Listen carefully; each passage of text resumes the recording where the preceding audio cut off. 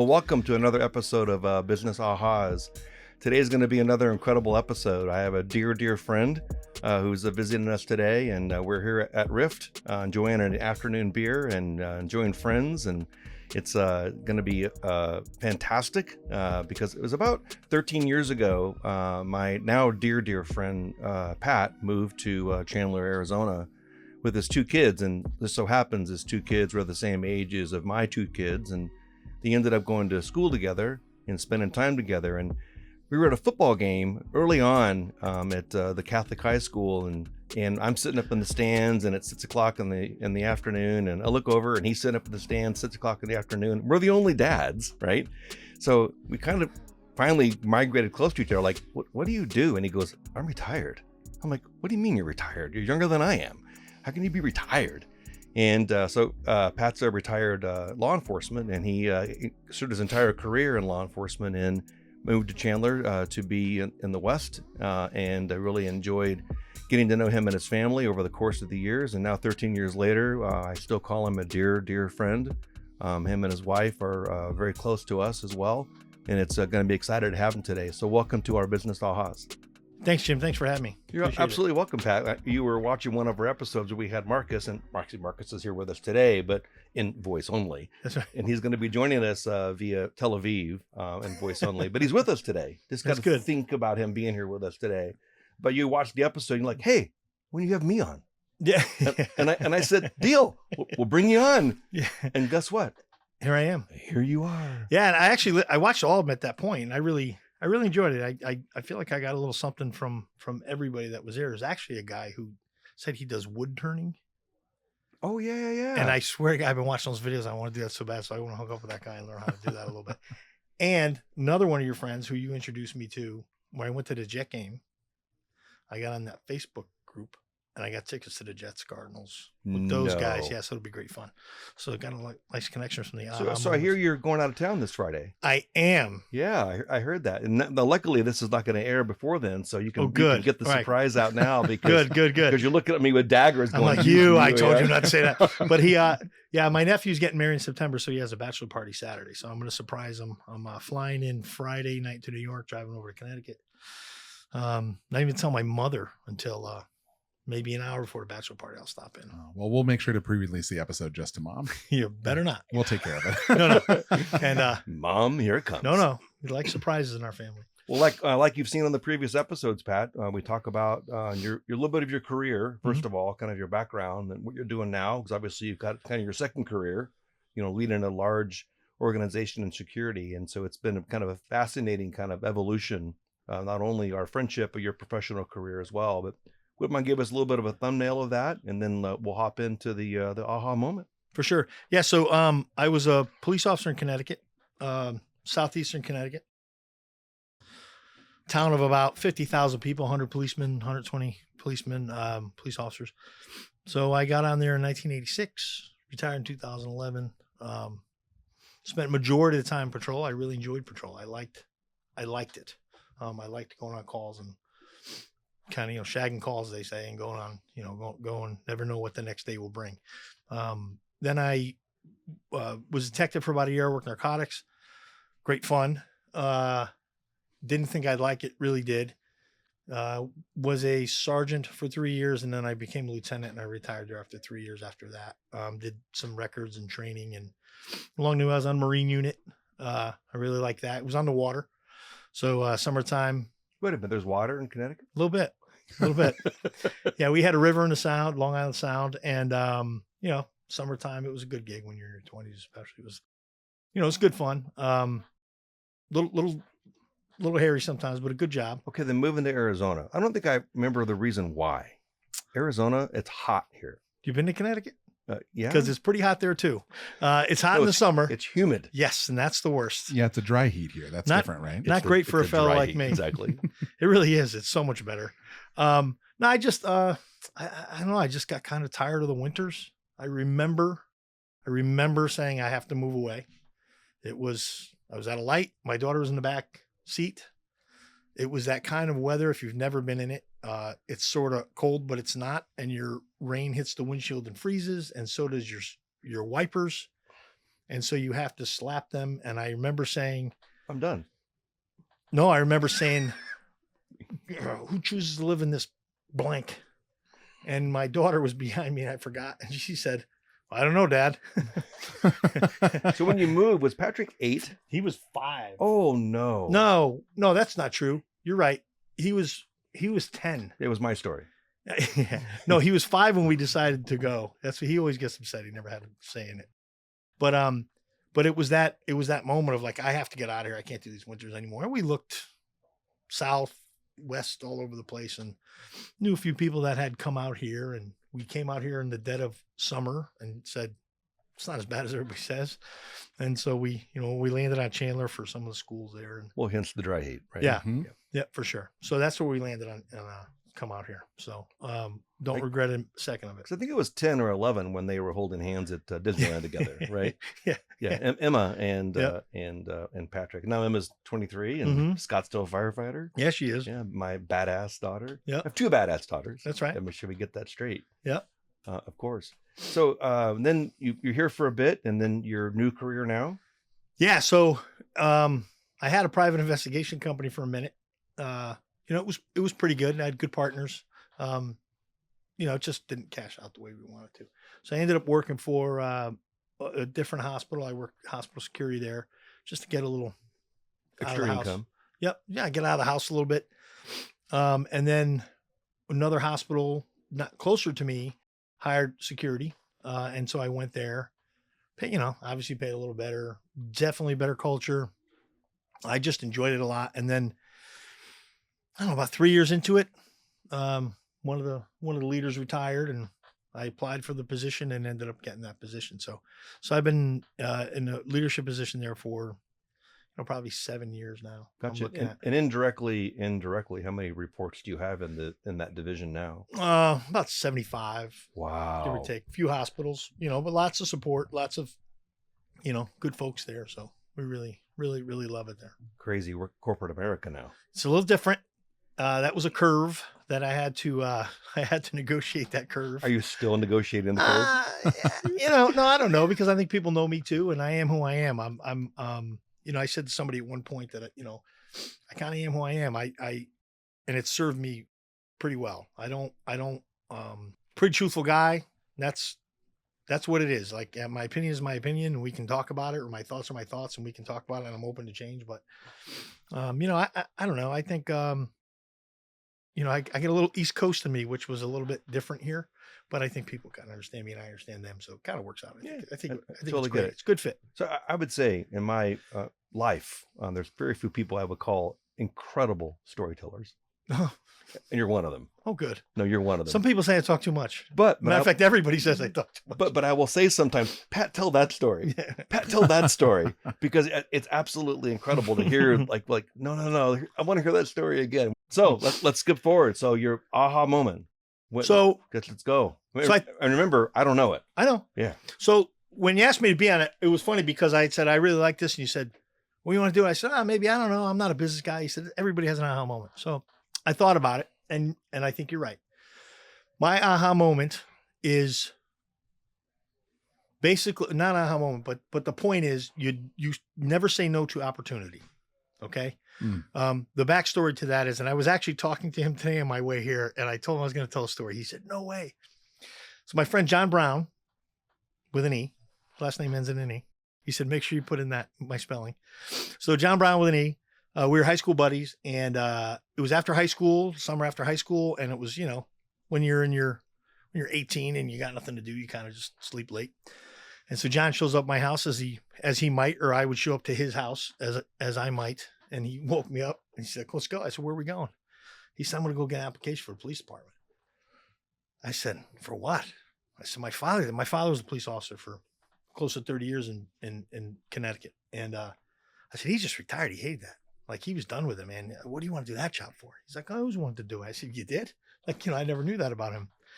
And I was going to college for business administration. Not a great fit for me. I wasn't really enjoying it. I wasn't understanding a lot of it. I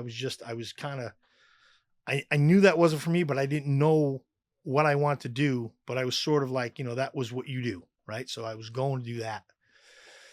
And so I went with John to go pick up an application, and just kind of walked in with him, and he grabs an application. They said, "Do you want one?" And I said, "I only got about $5 on me. How much do they cost?" And they said they were free. And I went, I'll take one. So it's $5 or free. That was it. And so I filled it out. I never told my father. And I took the written. You never told your father. Not right away. I mean, eventually he learned, clearly. Yeah. But I didn't tell him originally because he, like, truly, the department he worked with was, pretty inner city, not a choice of a department he would like to have had me go to, let's just say. All right. And listen, I was 18 years old. I'm 5'8". I was probably 140 pounds, skinny as a rail. Like, I looked like I was about 14 years old. And so, I took the written, I did really well. I took the physical, I was 18 and 145 pounds. So I did really well. So the list came out, I did really well.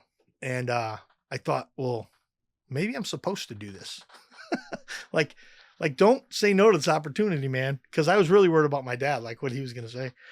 And, so I told him, I said, "Hey, listen, just, I took the test." And he said, "You did what?" I said, "I did. I don't know what I want to do. I'm doing this business thing. I can't stand it. I don't know what I want to do with myself." And, it's funny. He told me later on too, I'll tell you, but, I said, "Maybe this is what I'm supposed to do." And he said, and I told him where, and he said, "Okay." He goes, you take that city where he worked. I'll break your knees." I said, "Okay, fair enough. I won't do that." Was there an interview?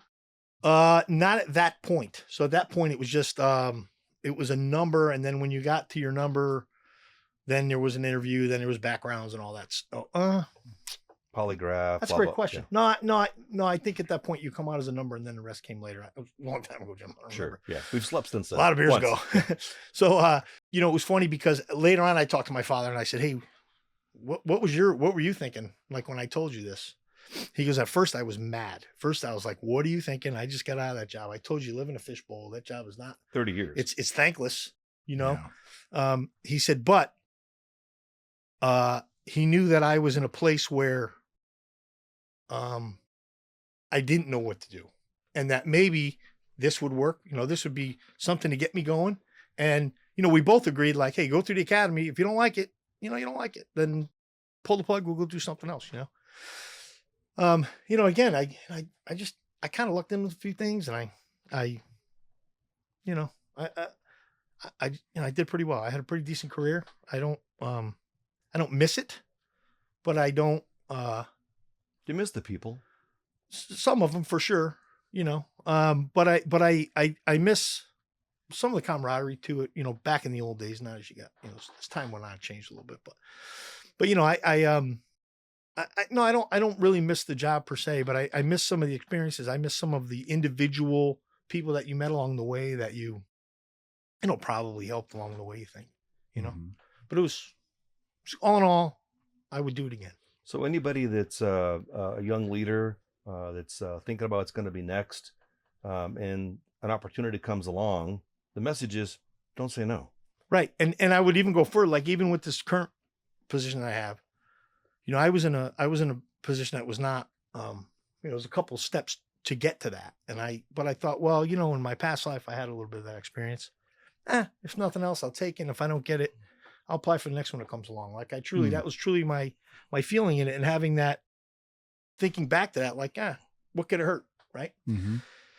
I wouldn't say that if, to you, Jim, hey, Jim, I got this great business idea. I'm going to make a new, new microphone. I want you to sell everything you got, and you and me go into this business together. That'd be stupid. But I think if you're not sure what you're going to do, or you're at a crossroads, or you're in a place in your life where you're like, man, I'm not sure, then just don't say no to the next opportunity. I tell it to my kids, they're out of college. They're, what am I going to do? I'm not sure. I'm working here. They're making money. They're paying their rent. They're doing well, but they're finding their way. Yeah. And another great, Pete Freerism, water seeks its own level, he would say. Mhm. That at some point it all levels out. Mhm. Sometimes you're down, you'll get up, you'll meet the right people, and then it all levels out. Yeah, you step into an opportunity, and the worst they can For say sure. is no. Yep. Right. Yeah. And the learning experience that you had, Yeah. you never forget. Yeah. And I didn't have to spend $5. Yeah. We one of the things we talk about with a lot of our executives that we coach is that studies show that most people are more motivated by the avoidance of discomfort than they are the seeking of pleasure. And so it sounds like in 2 instances now in your professional life, you've looked at potential discomfort and said, you know what? Screw it. I'm going to try it anyway. And it's worked out. Yeah. So far, you know. So for those individuals that are hesitant, what do you say to them to encourage them to say, yeah, I'll give it a shot? Well, I mean, it's almost like a you have nothing to lose situation. I mean, I had the PI business, right? Had a friend come and say, you know, you want to do this? I said, I don't know. I never did that before. I don't know anybody here. Well, I know some people. I can get you started. Okay, why not? Right? And it was like, I didn't have anything to lose, right? I had everything to gain from it. And so, and what do you lose? Some time. I didn't think, and I even said, I don't want to lose any friendship over business. That was an actual. I remember that conversation. That was the thing that I said. You know, if it comes down to something we'll get rid of the business first. I don't want to do that. And guess what? Here we are. It was this guy. So anyway, but you know, I don't know how much you want to go into that. But you know, that was another. You know, why not? Right? I think I was selling insurance. I had a job doing something. So hang on a second. You mentioned a minute ago that if I remember correctly, you're laying in bed, and John Brown comes over with an E and wakes you up, and he goes, "Hey, let's go." And you say, "Where are we going?" We're going to the police station to fill out an application. And he hands you one, and it was free. And he filled out one too. Yeah. Did he get the job? Well, he didn't get on that job, but John ended up getting on to another job, retiring from that job. Oh, because he became a cop. Oh, yeah, for sure. Okay. Yep. Yeah. And then he became a lieutenant in the police department, retired on a Friday, became a patrolman in another department on a Monday. And I talked to him today. He might be retiring in November. Oh, so double dipping.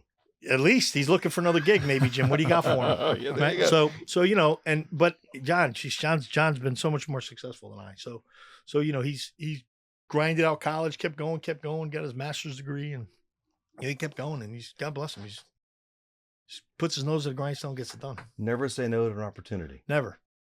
Always listen to what the opportunity is. Worst case scenario, like Marcus said a minute ago, you fail. You got the education. Yeah. You know, and I've gone back and thought about it, like, because really I have. And I said, what if it was one of those days, like, get out of here, John. I'm going to, you go get the application. Pick me up later. We'll go to the Greeks, get a hot dog. Right? Like, that could have been the other outcome. 100%. Because you've come over. I don't want to do that. Come back later. You know, you beat it. Scram. Yeah. And he would have left and he would have gone and that would have been it. You know, so it's like, it's kind of like a fate thing, maybe. I don't know. But it's not saying no to. Just say yes. Why not? Yeah. Can't hurt. If nothing less, you learn the lesson. Yeah. Yeah. Hey, Pat, thanks for sharing. I like that a lot. Yeah. The whole kind of theory, if you look back, of the decisions that we made to take a chance. Yeah. The decisions we made to what's going to be next. Decisions we made to not give up and keep trying. Yeah. And to really embrace the fact that to err is human, right? Yeah. And I don't know. There's a little bit of risk, not a lot of risk. You know, I think, I don't know that I would have, you know, quit some other really great job to go, you know, put an application to go there. It wasn't like a yearning in my soul to become a police officer, but I think it ended up what I was meant to do. Cool. At the end of the day. Absolutely appreciate it, man. Thanks for having me. Yeah, it's great having you. All right. Yeah. Till next time. Yes. Okay. I don't have any more aha moments. That's it. Yeah, well, that's kind of the best ones to have. You know, at the end of the day. Absolutely. I wonder if you would have said no, what would have happened? What would have been next? Because obviously John would have gotten hired, right? John would have got the job. You know, and John, you would look back on, you know, maybe that is right for me, and then maybe you would take another shot at it. I don't know. I feel like I would have rolled into something else. You know, I'm not a regret person. I think even when you have tragedies or really bad things happen to you, there's reasons for it. They're, you know, you come out the backside for the better. Yeah, I have a question for you. Total curveball. What do you think happened the day that Trump got hit with the ear? I think he lucked out. Yeah. I mean, you look at some of those videos where he turns his head, you know, people say the divine hand of God. But all the rumors and things that are out there now, I mean, obviously as an officer, and you know, living in that world for your career, I mean, did something go wrong? Well, yeah. I mean, watch the news, everything went wrong. I can't speculate a lot of things, but I mean, I was watching with my wife, and they're like, "How could someone have gotten inside with a firearm?" I'm like, nobody got inside with that. That thing was from a distance, like you could hear the snap of the bullet. So that's a rifle. That's a rifle. Oh, the different sound. Yeah, She was 130 yards away, right? Something like that. Yeah, Yeah. but a pistol makes a different sound than a rifle. Interesting. And the bullet goes faster than the speed of sound, so it cracks the sound barrier. So and if you hear that very last shot a couple seconds later, and it's a shot to him. Yeah, I don't know, because I've seen. Listen, you can go down to down a rabbit hole over there, boy. Everybody breaks it down. There was the grassy knoll and the tower and the who knows. I don't know any of that, and I'm sure it'll shake out over time. But but to have not been shot that day was magical. Like it was. That was just. You can't get better luck than that. Like buy a lottery ticket. Literally, because he turned his head at that 1 second. Like that for that one. It's literally that millisecond. You know what it reminded me of March 30th, 1981. Reagan. Yeah. Yeah. At the last time a president was shot. Yep. Sitting or not. Yep. And then the old story that surrounded that, obviously with Brady and sure all the changes that happened post Reagan getting shot. Yeah. And now fast forward, how many years ago is that? Yep. Long time. And those people have iconic moments, right? What did Ronald Reagan say to the doctor? I hope you're a Republican, right? Mm-hmm. Right. And what does Trump gets up? He gets up, throws his fists up, right? I mean, there's certain, Irony. whether you like them or you don't, it is what both it is. people, pretty iconic things, so. Yeah, absolutely. So. Well, cool. Great having you, man. I've got a question if you don't mind. So as you spent this first part of your career on patrol, mm-hmm. as a police officer, most days you're showing up and you're meeting people that are not having the best day of their life. How did you find that you navigated showing up to situations like that? I mean, obviously you're a good storyteller. You seem very interpersonal. Was there some skill or something that you fell back on that helped you kind of navigate those situations? I don't know. I grew up in a fan of humor, because even if you crack a joke and when you shouldn't be, a lot of people it gets a little, they change a little bit, or they I won't say off-putting, but it changes the mood for a second. I'm the last of 6 kids. There's not one of us that isn't funny. We get it pretty much from my mom and dad both in different ways. But I think too that. I think, the interpersonal skill of it, you have to be able to be empathetic and sympathetic, 2 different things, but you have to be both, right? You also got a job. Huh? But you also have a job. Yeah, you're doing a job. You got a job to do in the midst of that. Yeah. And I mean, there's some people, when I was in the police academy, they'd say there's yes people, maybe people, no people, right? There's people you can say under arrest, they say, okay. Right. And then there's the maybe people that say, I'm not going. As soon as you touch them, they go, okay. And then there's the no people that say, you ain't taking me. And those are the people who are the 10%, the smaller percentage, probably a higher percentage nowadays than those. But in most cases, if you just explain to people why this is what's going on, I didn't do this, you did this. Come on, man. You know what's going on. Okay. They pretty much let things go. Interesting answer. And treat people decently and humanly. Don't be a tool. No, I never. It's so funny because I never, and to this day, I don't hold grudges. I'm not a grudge guy. Mm-hmm. I remember telling, we're fighting with a guy in his living room one day over something, broke the table, the whole thing. And the next day, get called back to the house. And as soon as we show up, he's ready to fight. And I said, how'd you make it on court? And he said, what? So how'd you make it on court? Right? Because he had to go to court the next day. Oh, okay. That's all right. Well, you don't want to do that again, do you? Right? Like, you humanize it. Mm-hmm. You made a mistake. Here you are. Let's go on to the next thing. Doing it again. Yeah. It's interesting. So the term that's been used obviously in the last, 5-10 years is this whole de-escalation thing. Mm-hmm. So that's a trait that you embodied yourself. Mm-hmm. You chose to not have things get worse. And as a result, you had a very incredible career. Well, I'm not a big fella, Jim. So when you're not as big, you can't fight as much either. I mean, I don't want to fight anybody. So the power of persuasion? For sure. Why would you want to? No, but why do you, why fight when you don't have to fight?